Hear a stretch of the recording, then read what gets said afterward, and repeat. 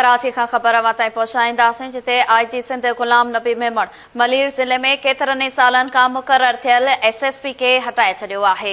Breaking news अवां सां share कयूं पिया। कराची खां IG सिंध गुलाम नबी मेमण मलीर ज़िले में केतिरनि ई सालनि खां मुक़रर थियल SSP खे हटाए छॾियो आहे। IG सिंध पारां SSP मलीर इरफान बहादुर खे CCPO रिपोर्ट जी हिदायत कई वई आहे।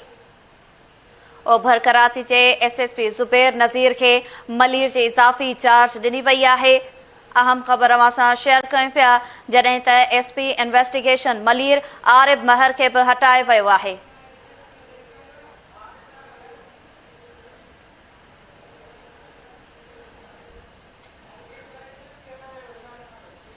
ब्रेकिंग न्यूज़ अवां सां शेयर कयूं पिया।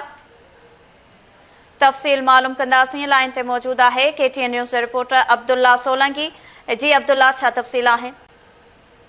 जी बिल्कुल, कराची जे मलीर ज़िले ते केतिरनि सालनि खां बराजमान SSP खे IG सिंध गुलाम नबी मेमण हटाए छॾियो आहे। जॾहिं त IG सिंध मलीर ज़िले ते केतिरनि सालनि खां जेके वेठल ॿई SSP आहे, SSP ऑपरेशन ऐं SSP इन्वेस्टिगेशन खे हटाए वियो आहे। IG सिंध SSP मलीर इरफान बहादुर खे हटाए छॾियो ऐं CPO रिपोर्ट करण जी हिदायत कई आहे। जॾहिं त ओभर कराची जे SSP ज़ुबैर नज़ीर खे मलीर जे SP जी इज़ाफ़ी चार्ज ॾिनी वई आहे। जॾहिं त सिंध पुलिस जे सरबराह SP इन्वेस्टिगेशन मलीर आरिब महर खे बि जेको आहे हटाए CPO रिपोर्ट करण जी हिदायत करे छॾी आहे। जॾहिं त SP इन्वेस्टिगेशन मलीर जी जेको आहे SP इन्वेस्टिगेशन कोरंगी खे इज़ाफ़ी चार्ज ॾिनी वई आहे, जंहिंजो अवरेज अब्बासी खे ॿई चार्जूं आहिनि। हुन सां गॾोगॾु मां वाज़े कंदो आहियां त हीअ केतिरे ई टाइम खां वठी केतिरनि सालनि खां वठी SP मलीर जेको इरफान बहादुर हुयो उहो हुन सीट जो मज़ो माणींदो रहियो आहे, पर IG सिंध हिन भेरे जेको आहे हुननि खे CPO रिपोर्ट करे छॾियो आहे। जी वरी महिरबानी नाज़रीन, कराची खां अब्दुल्ला सोलंकी तफ़सील ॾिना आहिनि।